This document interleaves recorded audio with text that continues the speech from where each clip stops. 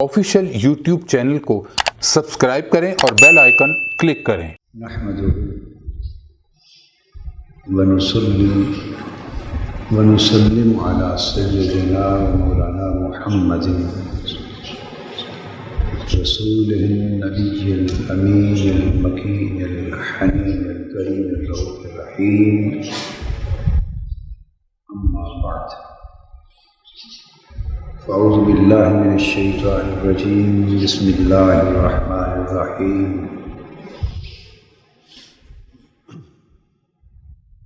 वमिन आयातिही अन खलक़ लकुम मिन अनफुसिकुम अज़वाजा लितस्कुनू इलैहा व जअल बैनकुम मवद्दतन व रहमह इन्न फी ज़ालिका लआयातिन लिक़ौमिन यतफ़क्करून। सदक़ल्लाहु मौलाना अज़ीम।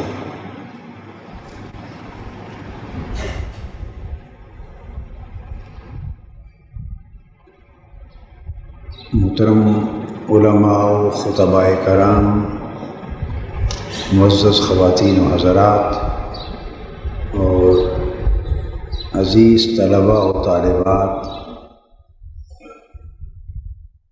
कुरान मजीद की एक आया करीमा मैंने सूरह रूम से तिलावत की, जिसमें अल्लाह रब्बुल इज़्ज़त ने फरमाया वमिन आयातिही, और ये बात भी अल्लाह की निशानियों में से है। ये अमर भी अल्लाह की निशानियों में से है। अन खलक़ लकुम मिन अनफुसिकुम अज़वाजा, कि उसने तुम्हारे लिए तुम्हारी ही जानों में से जोड़ बना दिए और जोड़ पैदा फरमा दिए, यानी तुम ही में से तुम्हारे जोड़ बनाए। और यहाँ जोड़ यानी अज़वाजा से मुराद शौहर और बीवी। शौहर बीवी के लिए ज़ौज है जोड़, और बीवी अपने शौहर के लिए ज़ौज, और मुअन्नस होने की वजह से उसको फिर ज़ौजा कहते हैं, वो जोड़ है। तो दोनों जोड़ में, इस जोड़ में मुनसलिक हैं और दोनों एक दूसरे का जोड़ है। तो अल्लाह रब्बुल इज़्ज़त ने इस दिवाजी ज़िंदगी के इस जोड़े का वजूद में आना, इसको अपनी निशानियों में से करार दिया। तो जिस बात को अल्लाह पाक अपनी निशानी करार देता है, इसका मतलब है वो अल्लाह की एक रहमत और अल्लाह की एक नेमत है। और ये अल्लाह की निशानी क्यों है?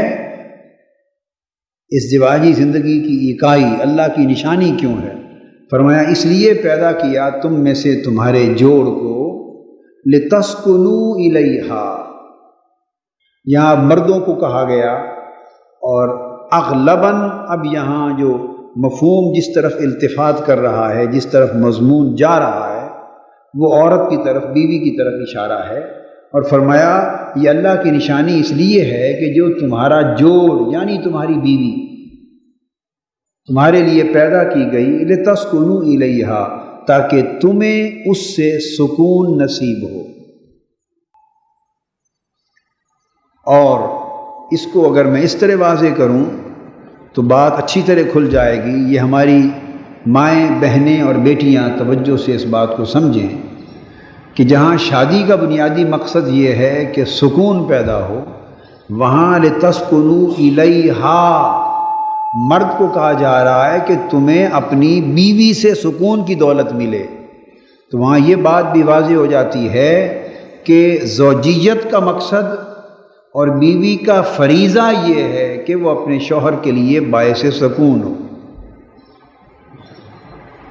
ऐसा ना हो कि शौहर थका मांदा, थक हार के परेशान हाल, मुआशरती परेशानियों और टेंशन्स और स्ट्रेन्स के साथ घर आए, सारा दिन मेहनत करके रोज़गार कमा के, कोई दफ्तर में काम कर रहा है तो वहाँ की कुल्फ़तें और परेशानियाँ लेकर, कोई तिजारत में है तो वहाँ की उलझनें लेकर थक के शाम को घर आए, तो जब घर पहुँचे तो बीवी साहिबा माथे पे شکن لے کے بیٹھی ہو اور آ کے مسکرا کے بات نہ کرے، اس کے دکھوں کے مداوے کا اہتمام نہ کرے اور چھوٹی سی بات پہ تلخی کا ماحول پیدا کر دے، تو اس کا مطلب یہ ہوا کہ بیوی نے بیوی ہونے کا حق ادا نہ کیا اور اس ازدواجیت کا بنیادی مقصد فوت ہو گیا۔ مقصد تو یہ تھا کہ جو سٹرین، جو ٹینشن، جو پریشانی، جو بوجھ شوہر لے کے گھر آ رہا ہے، تو اللہ پاک نے اسے ایک ایسا ساتھی دیا ہے بیوی کی شکل میں کہ وہ گھر پہنچتے ہی اس کے سارے سٹرینز کو، دکھوں کو، ٹینشنز کو، پریشانیوں کو دور کر دے۔ تو یہاں زوجیت کا مقصد بھی بیان ہوا اور شوہر کے لیے باعث سکون ہونا یہ بیوی کے فرائض میں سے ایک بنیادی فریضہ بھی واضح ہو گیا۔ اور اس کے بعد فرمایا، یہ تو تھی ایک طرف کی بات، یہ تو تھی۔ اب بیویوں کے ذہنوں میں ایک سوال پیدا ہو سکتا ہے کہ ہمارے لیے تو یہ حکم ہوا کہ ہم اپنے شوہر کو سکون مہیا کریں اور ان کے لیے سکون اور راحت کا چشمہ بنیں اور ان کے ٹینشنز اور سٹرینز اور پریشانیوں کا ازالہ کر دیں، تو ہمارے لیے بھی ایسی کوئی چیز ہے یا نہیں؟ ایک فطری سوال۔ اللہ پاک نے اسی آیہ کریمہ میں اسی مضمون کے تسلسل میں فرمایا، وَجَعَلَ بَيْنَكُمْ مَوَدَّةً وَرَحْمَةً۔ یہ تو تھا کہ مردوں کو بیویوں سے سکون ملے اور ان کے غم دور ہو جائیں، اور آگے فرمایا اور اس نے تمہارے درمیان یعنی میاں اور بیوی دونوں کے درمیان مودت یعنی الفت اور رحمت کا رشتہ رکھ دیا ہے کہ وہ دونوں اس طرح زندگی گزاریں کہ ان کی زندگی میں کڑواہٹ نہ ہو، مٹھاس ہو، ان کی زندگی میں تلخی نہ ہو، نرمی ہو، ان کی زندگی میں نفرت اور کشیدگی نہ ہو بلکہ مودت اور الفت ہو، اور ان کی زندگی میں ایک دوسرے سے بیزاری نہ ہو اور ایک دوسرے سے گریز نہ ہو بلکہ ایک دوسرے کے لیے پیار اور رحمت اور شفقت کا عنصر پایا جائے۔ تو اللہ پاک نے فرمایا تمہارے درمیان مودت اور رحمت کا رشتہ پیدا فرما دیا ہے۔ تو اس سے یہ پتہ چل گیا کہ جیسے بیوی شوہر کے لیے سکون کا چشمہ ہونی چاہیے، اسی طرح شوہر بیوی کے لیے بھی سکون، راحت اور مودت اور رحمت کا چشمہ ہونا چاہیے۔ وہ بھی انسان ہے۔ شوہر کو یہ سوچنا چاہیے کہ جیسے میں تھکا ہوا پریشان حال بعض اوقات باہر سے آتا ہوں اور مجھے سکون کی طلب ہوتی ہے، تو بیوی کی بھی گھر کے اندر کچھ ذمہ داریاں ہوتی ہیں۔ وہ بھی الگ صبح اٹھتی ہے، خاص طور پہ ہمارے معاشرے کے نظام میں، چونکہ ایک بھرپور خاندان کی اکائی اسلامی معاشرے میں پائی جاتی ہے، اس میں بیوی صبح سویرے اٹھتی ہے، وہ بچوں کو پہلے تیار کرتی ہے، نہلاتی دھلاتی ہے، ان کے کپڑے بدلتی ہے، پھر اس کے بعد کچن میں جاتی ہے، ان کے ناشتے تیار کرتی ہے، پھر ان کو روانہ کرتی ہے۔ یکے بعد دیگرے بچے اپنے اپنے اسکول کی ٹائمنگ کے مطابق روانہ ہونے لگتے ہیں۔ یہ سب ذمہ داریاں بیوی نے ادا کرنی۔ پھر اس کے بعد شوہر کا وقت آ جاتا ہے، پھر شوہر کو تیار کرتی ہے، پھر کپڑے پریس کرتی ہے۔ ہر ایک کے گھر ملازمہ کی سہولت نہیں ہوتی، کپڑے پریس کر کے تیار کر کے روانہ کرتی ہے۔ تو شوہر جب شام کو واپس آتا ہے تو بیوی سارا دن سکون اور آرام کے ساتھ بستر پہ نہیں لیٹی ہوئی ہوتی، اس نے پھر دوپہر کے کھانے کو بھی تیار کرنا ہے، پھر گھر کی صفائی کرنی یا کروانی ہے، پھر شام کا کھانا تیار کرنا ہے اور گھر کے سارے معاملات کی دیکھ بھال کرنی ہے۔ تو کئی بار ایسا ہوتا ہے کہ بیوی بھی بعض امور کی وجہ سے تھک ہار جاتی، اس پر بھی پریشانی اور بوجھ اور سٹرین اور ٹینشنز آ جاتے ہیں، اور نازک وجود ہونے کی وجہ سے وہ نفسیاتی اور اعصابی اعتبار سے بھی مرد کے مقابلے میں بالعموم کمزور ہوتی ہے، اس پر بھی سٹرین اور ٹینشنز آتے ہیں۔ لہذا شوہر جب آئے تو دونوں کو چاہیے کہ بیوی اس کے لیے سکون کا باعث ہو اور شوہر اس کے لیے سکون کا باعث ہو، تو دونوں ایک دوسرے کو اسمائل دیں، دونوں ایک دوسرے کو، جیسے میں نے حسن اخلاق کے باب میں آپ سے کہا تھا کہ مسلمان کو اسمائل دے، مسکراتے ہوئے چہرے سے ملے۔ چہروں پر نرمی کا ہونا اور ملاحت کا ہونا اور مسکراہٹ کا ہونا یہ ایمان کا تقاضا ہے۔ تو جب ہر غیر کے لیے جس کے ساتھ آپ کا خونی رشتہ نہیں ہے۔ سوسائٹی میں چلتے پھرتے گلی بازار میں ہر ایک دوسرے کو ملنے والے شخص کے لیے مسکراہٹ دینا، تبسم دینا اور چہرے پر ملاحت اور نرمی رکھنا، جب یہ آپ کا اخلاقی فریضہ ہے تو میاں اور بیوی سے بڑھ کر ایک دوسرے پر حق اور کس کا ہوگا؟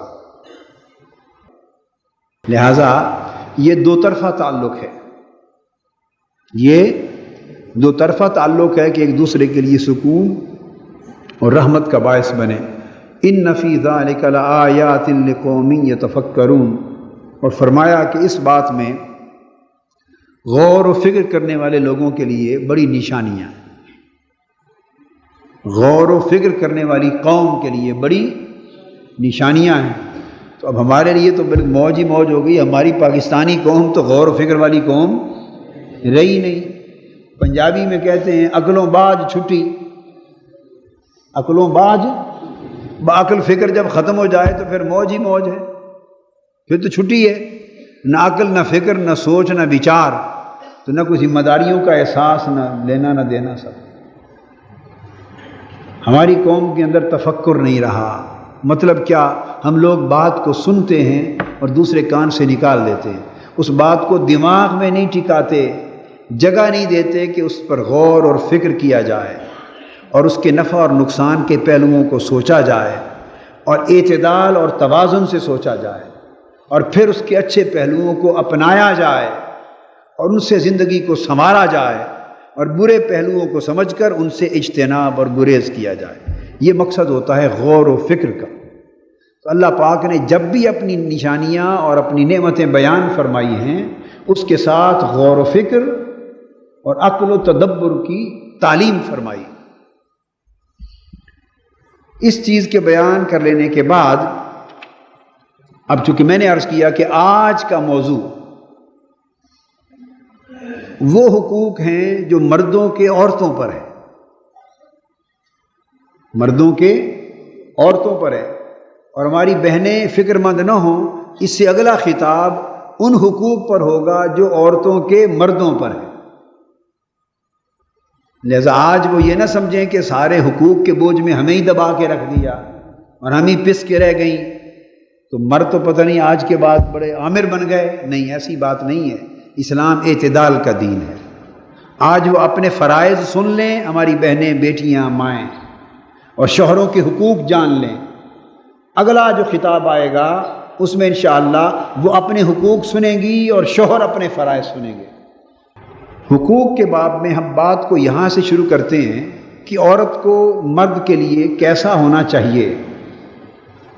یہ بات زندگی کے سفر کے درمیان سے نہیں شروع ہو جاتی، یہ فریضہ اس وقت ادا ہوتا ہے جب ماں باپ اپنے بیٹے کے لیے رشتے کی تلاش میں نکلتے۔ ازدواجی زندگی کا سفر جس قدم سے شروع ہوتا ہے، یہ فیصلے اس وقت کیے جاتے ہیں۔ تو قصور تھوڑا اور پیچھے چلے جائیں، اگر ازدواجی زندگی میں کوئی خرابی نظر آ رہی ہے تو اس کا قصور صرف میاں بیوی کا نہیں، بلکہ اس قصور کا بیشتر حصہ ماں باپ کے کندھوں پر جا کے پڑتا ہے، کہ جو رشتے کی تلاش کرتے اور رشتے کے فیصلے کرتے۔ حضرت عبداللہ بن عمرو بن العاص رضی اللہ تعالیٰ عنہ روایت کرتے ہیں، صحیح مسلم میں ہے، آپ نے فرمایا الدنیا متاع وخیر متاعها المرأة الصالحہ۔ فرمایا دنیا متاع ہے، ساز و سامان ہے، اس کے اندر اللہ کی نعمتیں، سامان ہیں، راحتوں کے سامان ہیں، برتاؤ کے سامان ہیں، برتنے کے سامان ہیں، معیشت ہے، معاش ہے، راحتیں ہیں، ساری دنیا سمجھے مال و دولت ہے، اسباب اور ذرائع کی بری ہوئی دنیا ہے، ایک متاع ہے، دولت ہے۔ اور فرمایا اس دنیا کی ساری دولت سے بڑھ کر بہترین دولت نیک بیوی، المرأۃ الصالحہ۔ اب یہاں المرأۃ الجمیلہ نہیں کہا، یہ فرمایا ہو کہ ساری دنیا کی دولتوں سے بڑھ کر بہترین دولت حسین و جمیل بیوی ہے، یہ نہیں فرمایا۔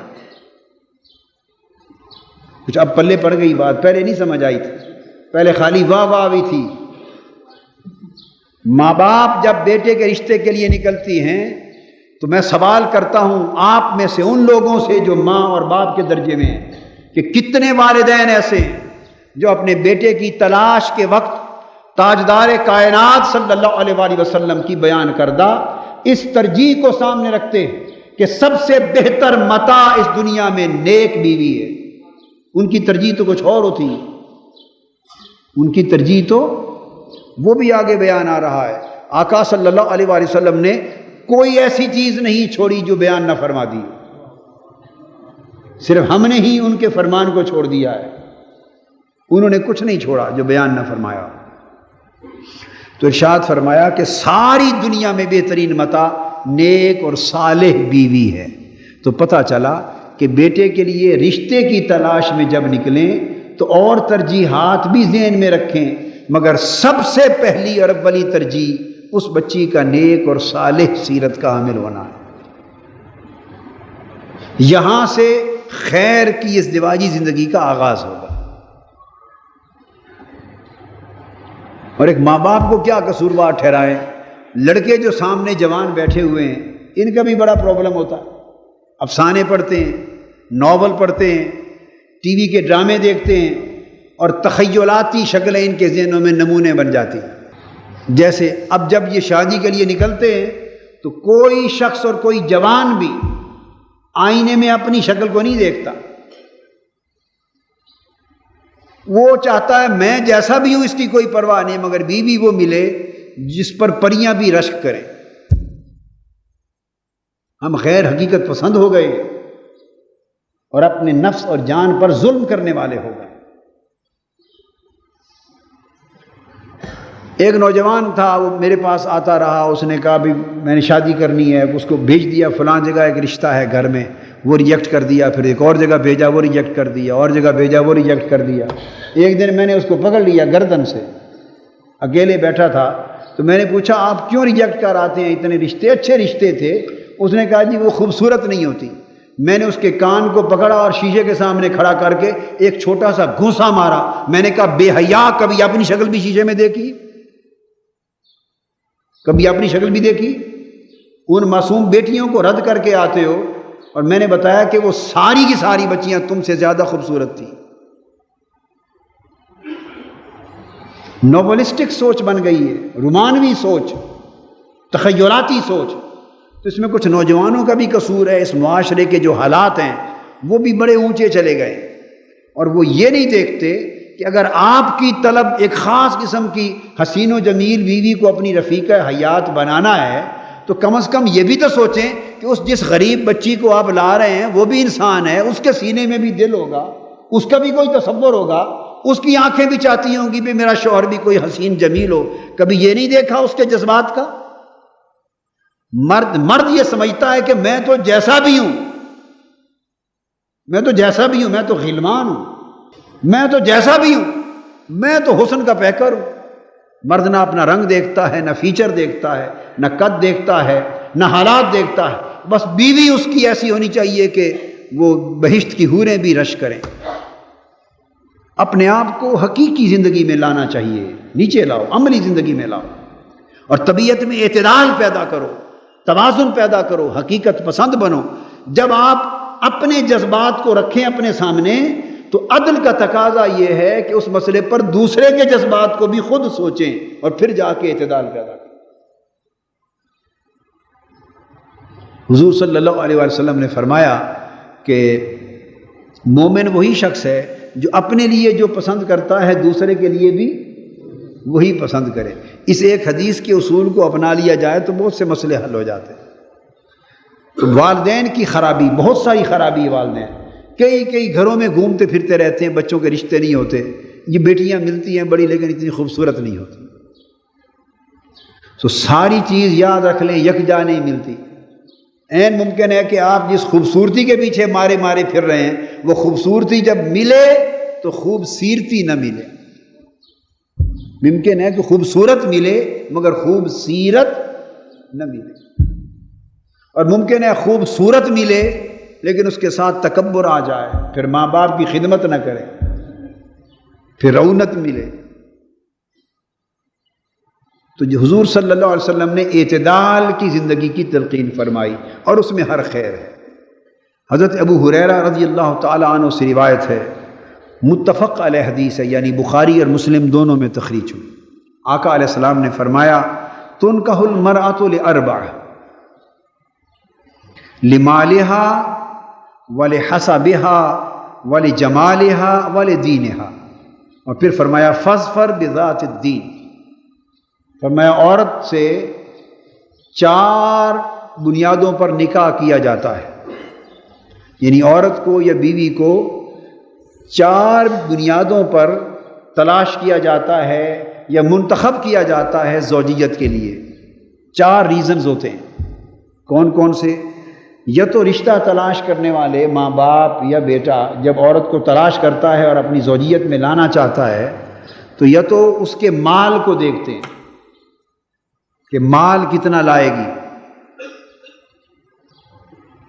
مال کتنا لائے گی، اور ساسیں آج بھی اپنی بہو کو مال میں تولتی ہیں، حال میں نہیں تولتی۔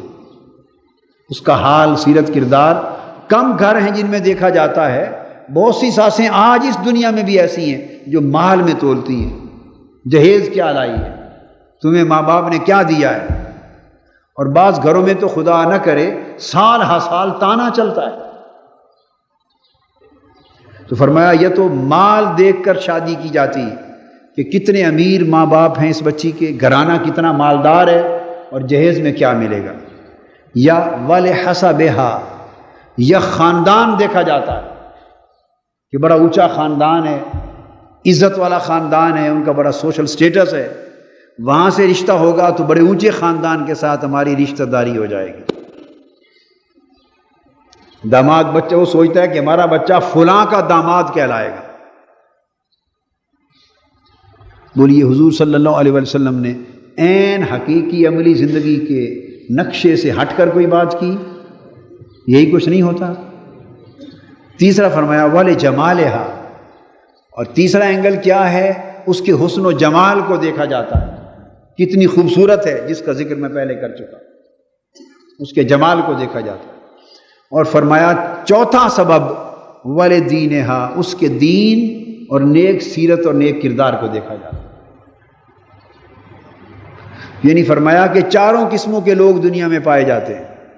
کچھ لوگ ہیں جو مال و دولت کو ہر شے پہ ترجیح دیتے ہیں، کچھ لوگ ہیں جو حسب اور خاندانی حسب کو اور خاندانی نسب کو ہر چیز پہ ترجیح دیتے ہیں، اور کچھ لوگ وہ ہیں جو حسن و جمال کو ترجیح دیتے ہیں، اور کچھ لوگ وہ ہیں جو اس کے دین کو، سیرت کو، کردار کو ترجیح دیتے ہیں۔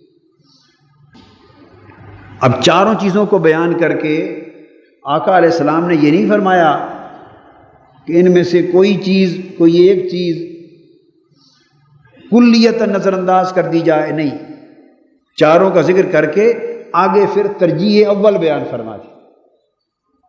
یہ نہیں فرمایا کہ مال مت دیکھو،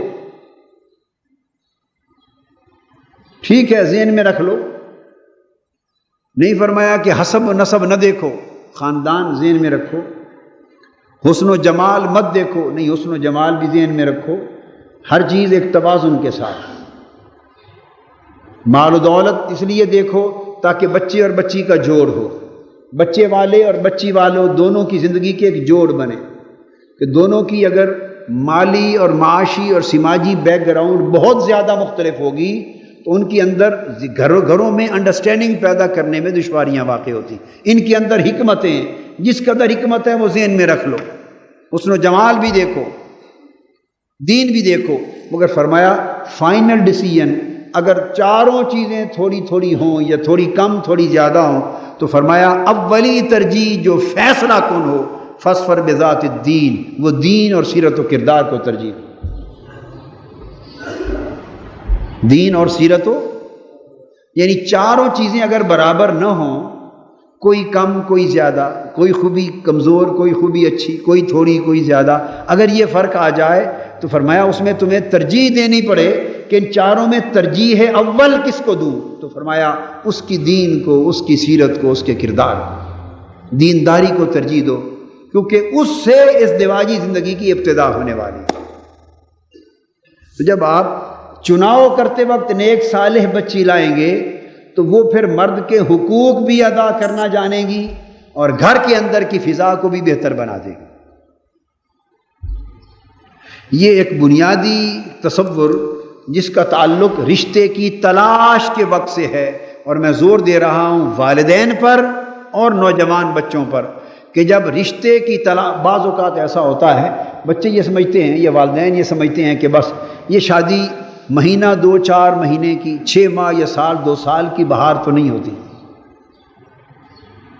یہ ساری زندگی کے لیے ایک طویل سفر ہوتا ہے، اور تا دم مرگ بالعموم ساری زندگی کا ایک سفر ہوتا ہے۔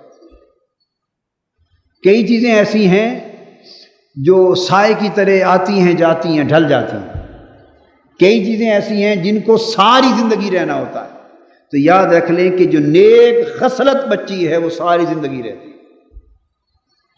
جس کی سیرت اور کردار اور جس کی دینداری اس کی بنیادی تربیت کے اندر موجود ہے، یہ وہ خصلت ہے جو ساری زندگی چلے گی، اور اس خصلت کا پرتو ماں کی گود کے ذریعے، ماں کی تربیت کے ذریعے ساری اولاد پر ہوگا۔ یہ سوچو کہ میں اپنی جس نسل کو پیدا کرنا چاہتا ہوں اور جس نسل نے اس گھر میں پروان چڑھنا ہے، وہ پروان چڑھنے والی نسل کس گود میں پرورش پائے گی؟ کیا؟ کس گود میں پرورش پائے گی؟ اسے تربیت کس ماں نے دینی ہے؟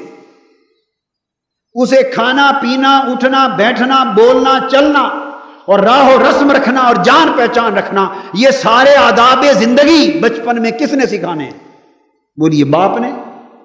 ہم تو نہیں سکھاتے، سیدھی بات ہے، میں تو آپ کو اپنی بات بتاتا ہوں۔ بعض اوقات مہینوں کے مہینوں باہر ہوتے ہیں، ہفتوں ہفتوں باہر ہوتے ہیں، اور لاہور میں ہو کر بھی کبھی سمجھے گھر میں نہیں ہوتے، اور کبھی ہوتے ہیں۔ جو تاجر آدمی ہے صبح نکلتا ہے، رات لیٹ آور گھر آتا ہے، اور بعض ایسے بھی ہوتے ہوں گے کہ جب وہ آتے ہوں گھر تو بچے سو گئے ہوں، اور جب جاتے ہوں تو بچے سوئے ہوئے ہوں، ایسے بھی لوگ ہوتے ہیں۔ انگلینڈ اور یورپ کی جو اور ویسٹرن ورلڈ کی زندگی ہے، وہاں تو اکثر ہی ایسا ہوتا ہے کہ منہ اندھیرے نکلنا پڑتا ہے، لمبے سفر ہوتے ہیں ٹریفک کے، اور رات لیٹ آورز لوگ آتے ہیں، کئی ڈبل ڈیوٹیاں کرتے ہیں، اور اگر جاتے آتے بھی ہیں تو تھوڑا وقت بچوں کے ساتھ کانٹیکٹ کا ملتا ہے، تو ساری ذمہ داری بچوں کی تعلیم و تربیت کی تو ماں پر ہوتی۔ اس لیے یہ سوچنا چاہیے کہ میں جسے آج بیوی بنا کے لا رہا ہوں، یہ بڑا امپورٹنٹ نکتہ ہے،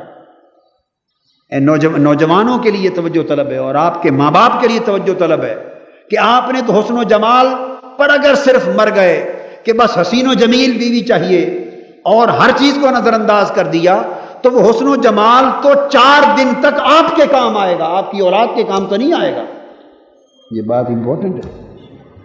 وہ حسن و جمال کی بہار تو 4 دن، 4 مہینے، 4 سال، 5 سال، وہ تو آپ کے کام آنے والی چیز ہے، لیکن کبھی یہ بھی سوچا کہ آپ کے تو چند سالوں کے بعد وہ ہوس پوری ہو جائے گی، لیکن اس بچی، اس ماں کے پیٹ سے جس اولاد نے جنم لینا ہے، 2 4 5 6 بچے، ان بچوں کی تربیت اور پرورش اس ماں کی گود میں ہونی ہے، اور ساری زندگی پورے گھر کا نظام اس نیک بخت یا صالح یا غیر صالح عورت کے ہاتھ سے ہونا ہے۔ تو آپ کی اولادوں کی پرورش اس نے کرنی ہے، آپ کے گھر کا ماحول اس نے تیار کرنا ہے، گھر میں آنے جانے والے شخص کے ساتھ خوش اسلوبی سے ملنا، میزبانی کا فریضہ اس نے ادا کرنا ہے۔ آپ ایک ہی حسن و جمال کا ٹوکرا سر پہ اٹھا کے لے آئے، وہ اتنی بدتمیز اور بد اخلاق نکلی کہ نہ کسی آنے والے کو سلام کرتی، نہ کسی کی خدمت کرتی ہے، نہ کسی رشتہ دار کی پہچان کرتی ہے، نہ بچوں کی تربیت کرتی ہے، اور نہ گھر کی پوری زندگی میں اپنے فرائض ادا کرتی ہے۔ آپ چاٹ لیں بیٹھ کے حسن جمال کو، چاٹیں،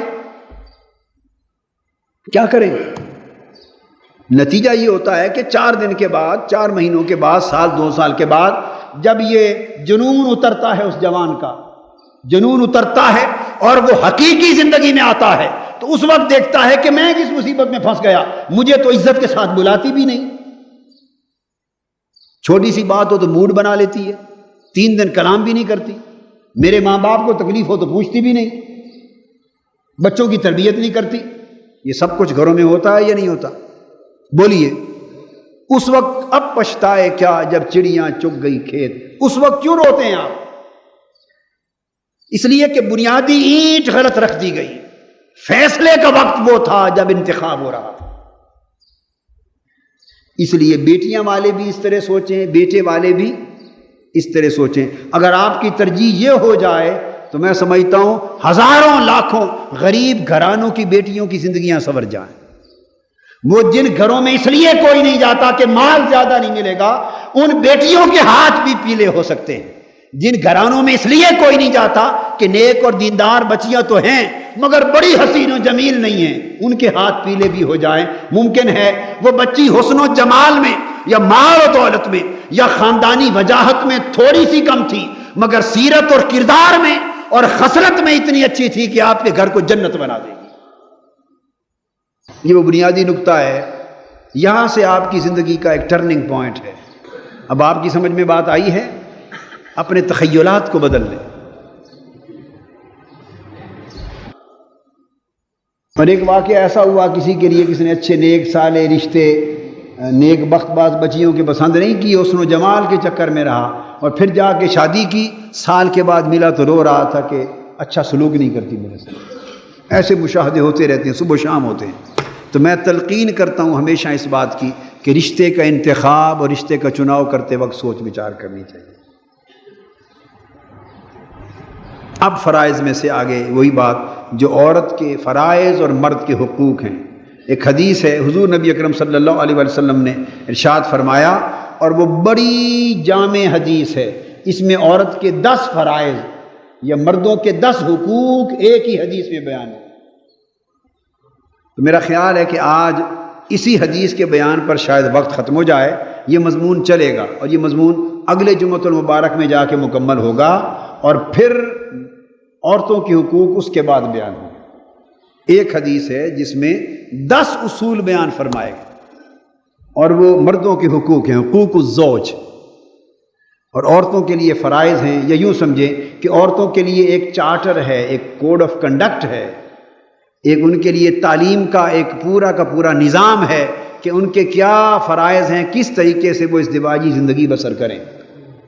اللہ پاک نے فرمایا ان خیر نسائکم الولود، تمہاری عورتوں اور بیویوں میں سے اچھی بیوی وہ ہے جس سے اولاد پیدا ہو۔ ایک بات، جس سے اولاد پیدا ہو، لیکن یہاں ضمناً وضاحت بھی کرتا چلوں کہ یہ بات کوئی پہلے تو لکھی ہوئی کسی کے پاس معلوم نہیں ہوتی، یہ نصیب کی بات ہوتی۔ یہ شادی ہو جاتی ہے اور بعض اوقات کچھ معاملات طبی نوعیت کے یا جسمانی امراض کے ایسے بھی نکل آتے ہیں، اور وہ پھر عورتوں میں بھی نکل آتے ہیں اور مردوں میں بھی نکل آتے ہیں، یہ مستثنیٰ چیزیں ہیں۔ لیکن اس کا اشارہ اس امر کی طرف ہے کہ عورتیں صحت مند ہوں۔ بعض عورتیں ایسے رجحان کی عامل ہوتی ہیں، وہ کہتی ہیں کہ نہیں، ہم نے 1 اور 2 سے زیادہ بچے پیدا ہی نہیں کرنے، کیونکہ ٹی وی کا حکم یہ ہے۔ وہ کیا؟ بچے 2 خوشحال گھرانہ، آگے کیا؟ بچے 2 خوشحال گھرانہ، اس کے بعد آگے کیا ہے؟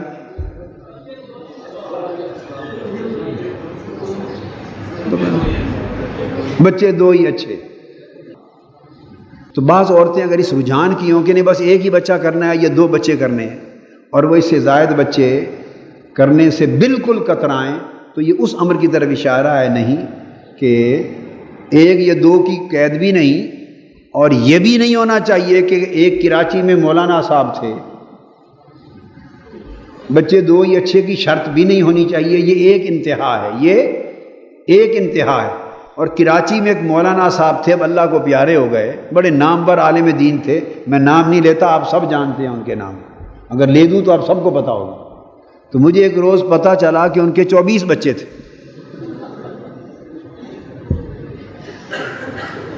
24 بچے۔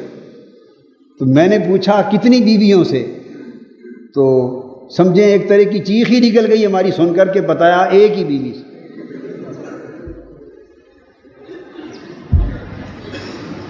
تو میں نے پوچھا وہ سوتے کہاں تھے؟ چھوٹا سا گھر تھا، مدرسہ کا دیا ہوا گھر، انہوں نے کہا پھر جب رات کا ٹائم ہوتا تھا تو کچن اور ڈرائنگ روم اور کمرے سارا فرش بستر محمدی بن جاتا تھا۔ تو یہ بھی ممکن ہے جیسے ہمارے حوصلوں میں تین تین ایک دوسرے کے اوپر چارپائیاں ہوتی ہیں، اس پہ چڑھ کے سوتے ہوں، 24 بچے، اب یہ بھی کوئی حد ہے۔ اس طرح کئی لوگ ہیں درجن درجن کر لیتے ہیں۔ تو عورتوں کی صحت اور جان کی پر یہ بھی ظلم ہے۔ ہر چیز میں اعتدال ہونا چاہیے، ہر چیز میں اعتدال ہونا چاہیے۔ وہ انگریزوں کا زمانہ گیا جب کہتے جس نے درجن بچے کر لیے تو اس کو پتہ نہیں اتنی زمینیں جاگیر ملیں گی۔ ایسی بات نہیں، اعتدال سب سے اعلیٰ زندگی، احسن زندگی دین میں اعتدال کی زندگی۔ تو فرمایا کہ وہ عورتیں بیویاں اچھی بیویاں ہیں جو اولاد جنیں، یعنی گھر کو فیملی اتنی ہو کم از کم متوسط درجے کی، اوسط درجے کی فیملی کہ اولاد کے ساتھ ماں باپ کے بڑھاپے تک بھی ایک رونق رہے۔ اس کے بعد فرمایا الودود، دوسری شرط بیوی کے لیے، یعنی بیوی کا فریضہ مرد کا حق، اور بیوی نیک اور خوشبخت بیوی ہونے کے لیے بیوی کی خوبی، الودود یعنی مودت اور محبت کرنے والی بیوی کیا ہو، شوہر کے ساتھ محبت کرنے والی بیوی ہو اور اولاد کے ساتھ بھی محبت کرنے والی ہو، یعنی اس کے اندر بنیادی عنصر محبت اور مودت کا موجود ہو، یعنی جلی سڑی مزاج کی نہ ہو۔ ایسی نہ ہو کہ وہ جل سڑ کے ہی بات کرے اور طبیعت کے اندر ہر وقت ایک انقباض رہے، اور اس مزاج کی وجہ سے شوہر کہے کہ جتنا وقت باہر گزر جائے بہتر ہے، گھر جا کے جام بھی کھانی ہے نا، گھر جائیں گے تو گورکھ دنگا فساد ہی ہوگا نا، تو ایسا گھر جہنم بن جاتا ہے۔ ہماری مائیں بہنیں بیویاں توجہ سے ہر وقت اپنی طبیعت میں ٹھنڈا پن رکھیں، تحمل رکھیں، میٹھا پن رکھیں، پیار محبت اور مودت کا ماحول رکھیں۔ حضور علیہ السلام نے فرمایا جو محبت اور مودت اور پیار کا مزاج رکھتی ہیں وہ اچھی بیویاں ہیں۔ اللہ پاک ہماری بہنوں بیٹیوں کو حضور کے اس عطا کردہ معیار کے مطابق اچھی بیوی ہونے کی توفیق دے صلی اللہ علیہ وسلم۔ تیسرا فرمایا الستیرہ، شوہر کی اگر کوئی کمزوری ہے، کوئی گناہ ہے، کوئی برائی بھی ہے، کوئی نقص بھی ہے تو اس پر پردہ ڈالنے والی، شوہر کو ننگا کرنے والی نہ ہو۔ چونکہ جب ایک جوڑ بن جاتا ہے تو دونوں پر ایک دوسرے کے حقوق آ جاتے ہیں، اور اللہ خود ہر شخص کے عیب جانتا ہے، اور اللہ سے بہتر کوئی کسی کے عیب جاننے والا نہیں۔ تو جتنا زیادہ وہ اپنی مخلوق کا عیب جانتا ہے اتنا ہی زیادہ مخلوق کے عیب پر پردہ ڈالتا ہے۔ اس نے اپنا نام بیان فرمایا ہے کہ یہ میری صفت ہے کہ میں ستار العیوب ہوں، عیبوں پر پردہ ڈالتا ہوں، عیبوں پر۔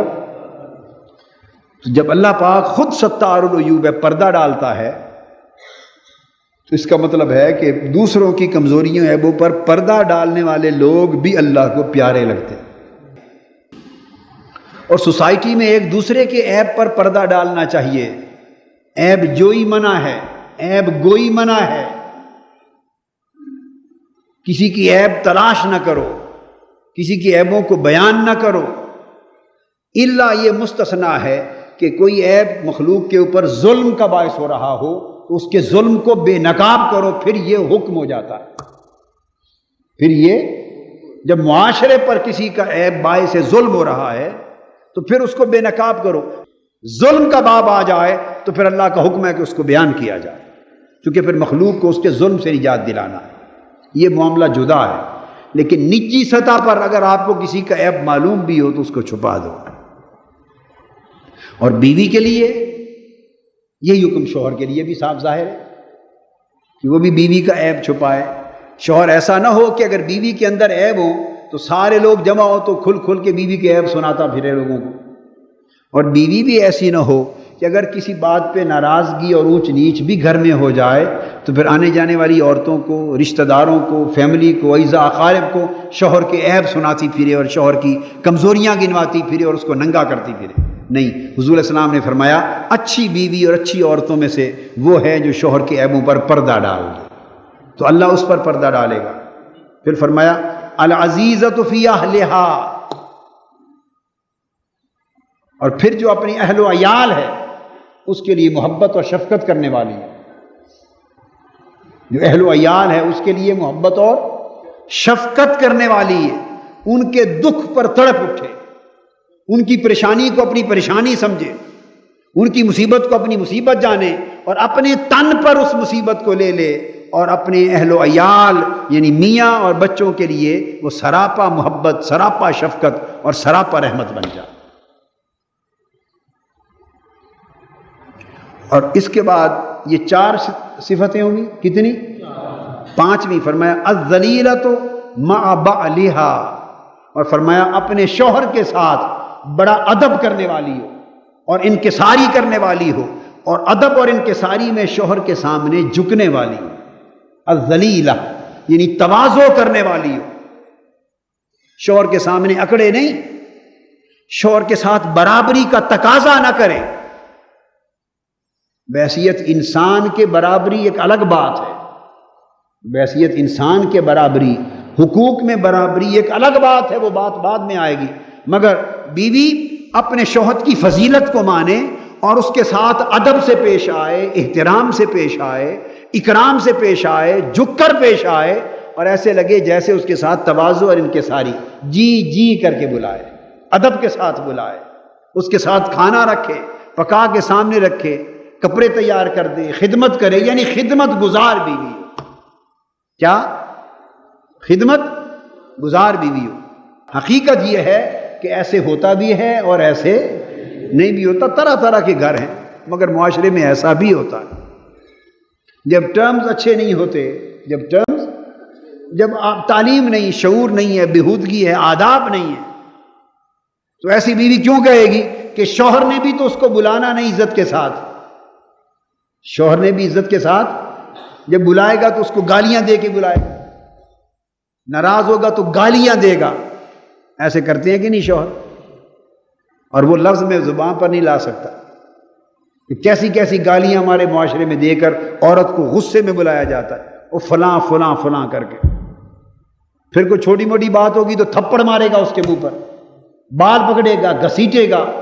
چند دن پہلے ہم کسی کے گھر میں گئے ملنے کے لیے، اچانک یوں ہی گزرتے ہوئے تو کہا چلو کسی کو، تو ان کی بیوی بستر پہ گری پڑی تھی اور چہرے نیلے تھے اور خون آ رہا تھا، پتہ چلا 5 منٹ پہلے اس کے شوہر صاحب نے اس کو مار مار کے یہ حشر کیا۔ گزرتے ہوئے کہیں سے، ملنے والے کچھ لوگ ہوتے ہیں چلو بھی خوش ہو جائیں گے، بیمار تھا کوئی ان کے ہاں آیا ہوا مریض، اس کی عیادت کے لیے چلے گئے، کسی کے ہاں مریض آیا ہوا تھا بیمار، گئے تو آگے یہ شر دیکھا تو مارتے ہیں شوہر، اور ایسے شوہر بھی ہیں داڑیاں رکھی ہوئی ہیں، ادھر نمازیں پڑھتے ہیں، تسبیح کرتے ہیں، ادھر ڈنڈوں کے ساتھ مارنا، گھونسوں کے ساتھ مارنا، جوتوں کے ساتھ مارنا، یہ حیوانیت ہے۔ تو شوہر بھی ایسا کرتے ہیں، بیویاں بھی ایسی کرتی ہیں، تو ریلیشن ختم ہو گیا۔ اللہ پاک حضور علیہ السلام نے فرمایا نیک اور صالح بیوی وہ ہے الذلیلۃ مع بعلھا، جو اپنے شوہر کے لیے بڑی متواضع اور منکسر، عاجزی کرنے والی ہو، عاجزی کرنے والی۔ اور پھر فرمایا یہ 5 صفتیں تھیں، چھٹی فرمائی المتبرجۃ مع زوجہا، اور وہ عورت اچھی اور نیک ہے اور خوش بخت ہے جو اپنے شوہر کے لیے اس طرح بن سنور کے رہے، شوہر کے لیے کہ شوہر کا دل خوش ہو۔ پھر اگر وہ جوان شوہر ہے، یہ خود اتنا متقی اور پرہیزگار نہیں بھی، تو اس کی بیوی شوہر کے لیے بن سنور کے رہے گی تو وہ آنکھوں کے باہر جا کر کئی گناہوں سے بچ جائے گا۔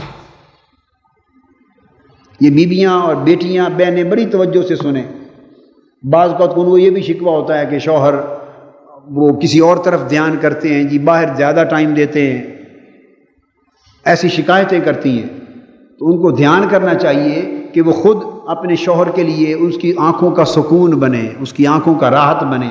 اور رسول اللہ صلی اللہ علیہ وسلم نے فرمایا المتبرجہ، قرآن مجید نے سورہ نور میں ایک جگہ اور ایک اور مقام پر تبرج کو حرام قرار دیا۔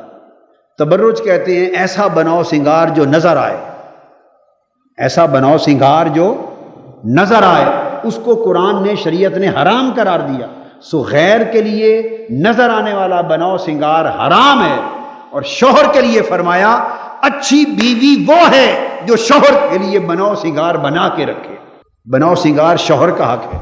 ہم گھروں میں ایسا بھی دیکھتے ہیں، اور آپ اس کا انکار نہیں کر سکیں گے، ایسا سینکڑوں گھروں میں دیکھتے ہیں کہ گھر میں بیویاں جب شوہر ہوتے ہیں تو ایسے پھر رہی ہوتی ہیں کہ ان کے پاس میک اپ کا سامان بھی ہے، میک اپ بھی نہیں کرتی، بال بھی مثلا بکھرے ہوئے ہیں، کپڑے بھی میلے ہیں، روٹین میں پھر رہی ہیں، جی گھر ہے۔ جب گھر سے باہر جانے لگیں گی تو فوری میک اپ روم میں چلی جائیں گی، اب وہاں جا کے سرخی بھی لگ رہی ہے، اور سوٹ کے رنگ کی سرخی لگ رہی ہے، سوٹ کے رنگ کے زیور پہنے جا رہے ہیں، میک اپ ہو رہا ہے، تیاری ہو رہی ہے، تو بھائی یہ تبرج جسے دکھانا تھا اس کے سامنے تو ہاتھ نہیں لگایا ان چیزوں کو۔ اب گھر سے باہر جا رہے ہیں تو بناؤ سنگار کے ساتھ، کیوں جی انارکلی میں شاپنگ کرنی ہے۔ دکاندار کیا کہیں گے کہ اجڑ کوئی دیہاتن اٹھ کے آ گئی ہے؟ یہ تبرج دکانداروں کے لیے ہے؟ بولیے، بہنوں، بہنوں، بیٹیوں اور معاشرے کی بیٹیوں کو مخاطب ہوں، سوچنے والی بات ہے، اور وہ تائید کر رہی ہوں گی کہ یہ عمل ہر گھر الا ماشاء اللہ ہوتا، کہ گھر میں جب شوہر کو خوش کرنا مقصود ہے، جس کی آنکھوں کو سکون دینا مقصود ہے، اور تبرج جس کے لیے حلال کیا گیا، جس کا حق ہے، اس کے سامنے تو ہوتا نہیں۔ گھر سے باہر نکلنے کے لیے سارا تبرج ہو رہا ہے۔ تبرج کہتے ہیں بناؤ سنگار، پورا میک اپ کرنا اور تیاری کے ساتھ جانا۔ شاپنگ کے لیے جا رہے ہیں، لبرٹی جا رہے ہیں، اچھرے جا رہے ہیں، انارکلی جا رہے ہیں، فلاں چیز لینی ہے، فلاں کی دعوت ہے فلاں کے گھر، آج ان کی دعوت پہ جا رہے ہیں، فلاں کی شادی پہ جا رہے ہیں، یعنی فلاں فلاں فلاں، سارے جہاں کے لیے تبرج ہے۔ اور وہ غریب جو تنہا، جس کا انحصار اپنی پاکیزہ زندگی کا اپنی بیوی پر ہے، اس کے لیے تبرج نہیں ہے۔ یہ کہاں کی، اس کو حیادار زندگی نہیں کہتے، اس کو حیادار زندگی۔ اگر عورتیں اپنے طرز عمل کو بدلیں اور تبرج کی ترجیحات کو بدل دیں، حرام تبرج کو چھوڑ دیں، حلال تبرج کو لے لیں، اور ایک جائز حد تک سارے معاملات، باہر بھی جائز حد تک رکھیں، اندر شوہر کو خوش کرنے کے لیے جو بناؤ سنگار کی چیزیں شوہر نے لا کے دی یا خود خریدی، وہ شوہر کا حق ہے اور شوہر کے لیے کریں۔ ایسی عورتیں بھی ہیں کہ شوہر فوت ہو جاتے ہیں، بیوہ ہو گئی، اور بیوہ ہو جانے کے بعد پھر بناؤ سنگار کرتی پھرتی، ہم نے آنکھوں سے دیکھا۔ بیوہ ہو جانے کے بعد کس کے لیے بناؤ سنگار ہے؟ سچ بات کوئی بتانے والا نہیں رہا، کوئی سمجھانے والا نہیں رہا، اور سمجھا دی جائے تو اتنی کڑوی ہے کہ کوئی برداشت کرنے والا نہیں رہا۔ فرمایا یہ جو تبرج اور بناؤ سنگار اپنے شوہر کے ساتھ جو جتنا زیادہ بناؤ سنگار کر کے اس کے دل کو لبھائے گی، آقا نے فرمایا وہ اچھی اور نیک بخت بیوی ہے۔ کیوں کہ وہ اپنے بناؤ سنگار کے ذریعے اور اپنی خوبصورتی کو بڑھا کر اپنے شوہر کو گناہ سے بچا رہی ہے۔ اس کا بناؤ سنگار شوہر کو پرہیزگار بنا رہا ہے، شوہر کو تقویٰ دے رہا ہے، شوہر کی باہر جاتے ہوئے نگاہوں کی پاکیزگی رکھ رہا ہے۔ اور اگر گھر کے ماحول میں اس کو وہ نفسانی طلب جو انسان کے اندر بحیثیت انسان کے اللہ نے رکھی ہے اس کی تسکین نہیں ہوگی تو لا محالہ باہر جا کے پھسل جانے اور بہک جانے کے امکانات بڑھ جائیں۔ الحسان عن غیرہ، اس کے بعد 7واں فریضہ یہ کہ شوہر کے سوا جب کسی غیر کا معاملہ آئے تو بالکل پاکیزہ قلعہ بن جائیں کہ کوئی جرت نہ کر سکے نگاہ اٹھا کے دیکھنے کی۔ شوہر کے سوا غیر کے لیے غیرت کا قلعہ بن جائیں، حمیت کا قلعہ بن جائیں، تقویٰ کا قلعہ بن جائیں، شرم اور حیا کا قلعہ بن جائیں، کہ اس طرح مضبوط ہو جائیں جس طرح قلعہ پر کوئی حملہ بھی کرے تو کامیاب نہیں ہو سکتا۔ غیروں کے لیے حسان، مضبوط اور مستحکم ہو جائیں، اپنا کوئی لوپ ہول اور کمزوری کسی کو مت دیں، لوپ ہول اور کمزوری کسی کو مت دیں۔ ایک شغل اور مزاح کی بات کر رہا ہوں، یہ جو چیز کہہ رہا ہوں اس میں برائی کا عنصر نہیں ہے، یہ ایک مذاق کی بات ہے، مزاح کی، کیا یہ ایک مزاح کی بات ہے۔ ایک میاں بیوی کی لڑائی ہو گئی آپس میں، ہمارے پاس وہ کیس آ گیا، خیر دونوں کو سمجھایا بجھایا، معاملہ ختم ہو گیا۔ کچھ عرصے کے بعد میاں بیوی بازار گئے انارکلی شاپنگ کے لیے، کوئی جوتا خریدنا تھا یا کوئی چیزیں خریدنی تھی۔ شوہر صاحب کھڑے تھے پاس، تو بیوی نے بڑے جیسے ایک اچھا لہجہ ہوتا ہے، بڑا مہذب اور میٹھا لہجہ، اس سے اس کو کہا بھئی یہ پنک کلر کا دیں شو، اور یہ دیں، اور یہ نکالیں، فلاں نکالیں، 8-10 چیزیں نکلوائیں۔ شوہر صاحب دیکھتے رہے، سڑتے رہے، کڑتے رہے، جلتے رہے۔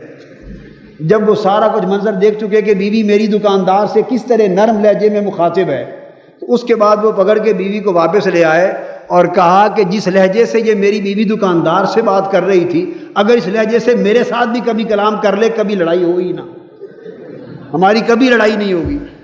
میرے ساتھ تو کرخت لہجے سے بات کرتی ہے، دکاندار کے پاس جاتی ہے تو نرم لہجے سے بات کرتی ہے۔ تو تھی تو مزاح کی بات، اس نے بھی مزاح کے طور پہ کہی، لیکن اس کے اندر ایک حقیقت کا سبق بھی ہے۔ سبق ہے یہ نہیں بھئی یہ لہجہ جو باہر جا کے تمہیں آ جاتا ہے، بیوی ہو، میری بہنیں امید ہے آج ناراض نہیں کہ کہیں گے قادری صاحب آج کس روڈ پر چڑھ گئے۔ کبھی 16 سال میں ہماری بہنوں بیٹیوں نے ایسا موضوع سنا نہیں نا مجھ سے، ہیں؟ اب ہمیشہ یہ تاثر ہے کہ چلو بیٹیوں بہنوں خواتین کے لیے بڑا نرم رکھتے ہیں اور ان کو ہمیشہ دیتے ہیں، رعایت دیتے ہیں۔ یہ بھی میں رعایت دے رہا ہوں، انہی کے بھلے اور خیر کی بات کر رہا ہوں تاکہ ان کے گھر فتنہ فساد اور مشکلات سے بچ جائیں، ان کے خیر کی بات کہہ رہا ہوں۔ جو لب و لہجہ باہر جا کے ان کو آ جاتا ہے اوروں سے بات کرتے ہوئے، وہ لب و لہجہ گھر میں بھی رکھیں، شوہر خوش ہو جائے گا، اور شوہر خوش ہو تو جھگڑے ختم اور پیسہ ہضم۔ یہ 7 فرائض ہوئے۔ اس کے بعد حضور علیہ السلام نے فرمایا پھر ان خیر نسائکم، وہی بات چل رہی ہے، تم میں سے اچھی بیویاں وہ ہیں التی تسمع قولہ، یہ 8ویں خوبی یہ ہے، اور یہ حق ہے شوہر کا اور بیوی کا فرض ہے۔ اور 8واں فریضہ کیا کہ شوہر کوئی بات کہے تو اس کو سنیں، کہیں تو دھیان سے سنیں۔ اب یہ بھی ذرا کم ہے، یہ بھی سننے کی ہمت بھی بڑی کم ہے، سننا بھی بڑا مشکل ہے۔ عام معمولات یہ ہیں کہ دونوں ہی بولتے چلے جاتے ہیں، کوئی کسی کو نہیں سنتا، اور پھر چیخ کے کہنے پڑتا ہے کہ میری بھی سن۔ التی تسمع قولہ، جب شوہر بات کرے خاموش ہو جاؤ، سنو، اور سننے کا مطلب ہے سمجھو کہ وہ کیا کہنا چاہتا ہے۔ اور 9واں فریضہ وَتُطِیعُ أَمْرَهُ، اور جو حکم دے اس کی اطاعت کرے۔ اچھی اور نیک بیوی یہ ہے کہ شوہر کے حکم کی اطاعت کرے، سوائے اس معاملے میں کہ اگر وہ خلاف شریعت بات کہے، اللہ اور اس کے رسول کے حکم کی خلاف ورزی میں کوئی کام کہے، شریعت کے خلاف کوئی کام کہے، ایسا کام کہے جس سے اللہ اور اللہ کے رسول ناراض ہوں، وہ انکار کر سکتی، دین کے خلاف کہے انکار کر سکتی ہے، مگر اگر دین کے اور حقوق کے دائرے میں ہو وَتُطِیعُ أَمْرَهُ، تو شوہر جو حکم کہے، جو بات کہے، اس کی اطاعت عورت پر واجب ہے، اس کی اطاعت عورت پر واجب ہے۔ اگر عورت یہ بات ذہن نشین کر لے کہ میرے شوہر کو اللہ نے یہ حق دیا ہے کہ اس کی بات کی اطاعت کرنی ہے، ماننا ہے اس کا حکم، تو خود بخود ایک نظام قائم ہو جاتا ہے گھر میں اطاعت کا اور نظم و نسق کا۔ وَإِذَا خَلَا بِهَا بَذَلَتْ لَهُ مَا أَرَادَ مِنْهُ، اور 10واں فریضہ یہ کہ جب شوہر اس بیوی کے ساتھ علیحدگی میں ہو، خلوت میں ہو، تو وہ بیوی شوہر کو خوش کرے۔